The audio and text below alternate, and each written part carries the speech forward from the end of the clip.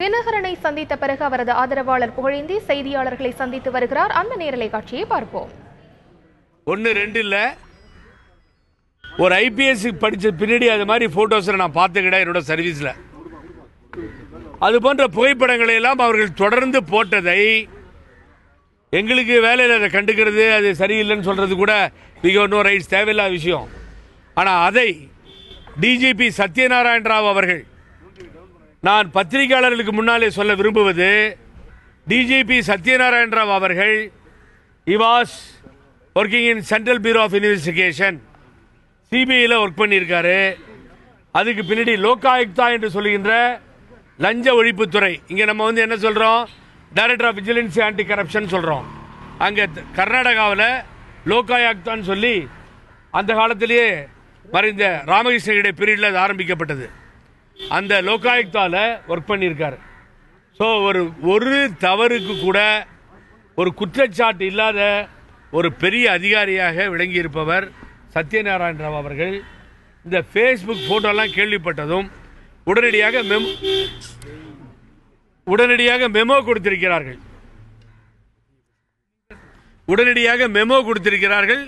Memo கொடுக்கப்பட்டிருக்கிறது. ஆனால் அதற்கு பின்னாடி இன்னொரு மெமோவும் கொடுக்கப்படுகிறது. ஆனரபிள் சீஃப் மினிஸ்டர் கூட்டத்தில் ரூபா அவர்கள் கலந்து கொள்ளவில்லை என்று சொல்லி இன்னொரு மெமோவும் கொடுக்கப்படுகிறது. நல்லா நீங்க கவனிக்கணும். 30ஆம் தேதி சிறையிலே ஆய்வு செய்த ரூபா அவர்கள் எங்களது கழக பொதுச் செயலாளரை பற்றி எதுவுமே சொல்லவில்லை. ஆனால் 2 மெமோவை பெற்ற பின்னால் ரூபா அவர்கள் தெளிவாக சொல்லுகிறார்கள், அதிகமான வசதிகள் செய்து கொடுக்கப்பட்டது, ஒரு 2 கோடி ரூபாய் கைமாற்றப்பட்டதாக பேசப்படுகிறது, தெரிய வருகிறது என்று சொல்லுகிறார்கள். என்று சொன்னால் அந்த மெமோவிலிருந்து தப்பிக்கிறதுக்காக இந்த டிஜிபி சத்யநாராயண ராவ் ரிட்டையர்ட் ஆக போறார். இந்த மாசத்தோட அவருடைய ரிட்டையர்மெண்ட் நெருங்குகிறது. அதை தவிர்ப்பதற்காக இவர்கள் செய்தார்களா, இல்ல பேஸ்புக்கில் போட்டோவை போட்ட மாதிரி நாடு பூரா ரூபா தெரியணுங்கிறதுக்காக எங்களது கழக பொதுச் செயலாளர் சின்னம்மா சசிகலா பெயரை அவர் பயன்படுத்தினாரா என்பது தெரியவில்லை. 2வது, நான் உங்களுக்கு தெளிவாக அன்போடு சொல்ல கடமைப்பட்டிருக்கிறேன். I take challenges. நான் எந்த சேலஞ்சையும் சந்திக்க தயாராக இருக்கிறேன். சுத்தமான பொய் புகைப்படத்தை பாகுபலி சினிமா கிராபிக்ஸ் பரவாயில்லைங்க, அதை விட கேவலமா அந்த போட்டோ உள்ள சிறையில் இருந்த போட்டோன்னு வெளியிடப்பட்ட புகைப்படம் அயோக்கியத்தனமான புகைப்படம். அந்த புகைப்படத்திற்கும் அந்த சிறை வாடகத்திற்கும் சம்பந்தமே இல்லை. ஃபர்ஸ்ட் ஃப்ளோரில் மேலே இருக்காங்க, ஒரு பாடடைஞ்ச ரூம் மாதிரி இருக்கும். அந்த ரூம் பழைய பில்டிங், அதில் கார்னர் ரூமில் அவங்க இருக்காங்க.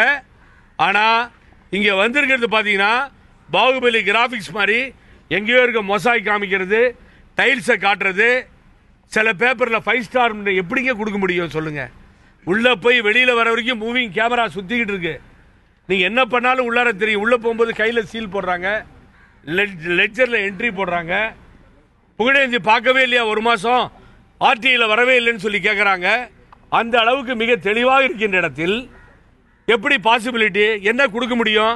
உள்ள சட்டப்படி ஒரு பெஞ்சு படுக்கிறதுக்கும் வேற வழி இல்லாமல் அது கூட ரொம்ப நாள் கொடுக்கல. அதை எழுதி கேட்டிருந்தோம், அதுக்கு முன்னாடி கொடுத்துருந்தா ஒரு பெஞ்சு கொடுத்துருக்கணும் படுக்கிறதுக்கு. வேற ஒன்றுமே கொடுக்க முடியாதுங்க. அங்கே எப்படி சமைக்க முடியும்? என்ன ஒரு நியாயமே இல்லாமல், இருதயமே இல்லாமல் இந்த நாட்டிலே நடந்து கொள்கிறார் என்று சொன்னால் மிகவும் வேதனையாக இருக்கிறது. ஏன்னா 20 வருஷம் டயாபெட்டிக், 20 வருஷமாக டயாபெட்டிக். நினைச்சு பாருங்க, ஒரு ஹியூமன் பீயிங் நம்ம வீட்டில் ஒரு அக்கா தங்கச்சியோ அம்மாவோ இருந்தா இந்த நாட்டில் இந்த மாதிரி கம்ப்ளைண்ட் நம்ம பேசுவோமா? நியாயமா இது? தர்மமா இது? ஒரு பெரிய பிரச்சனையை பண்ணி 5 ஸ்டார் ஹோட்டல் சொல்ற அயோக்கியத்தனமான செயல் இந்த நாட்டிலே கண்டிக்கத்தக்க செயல். we have not decided.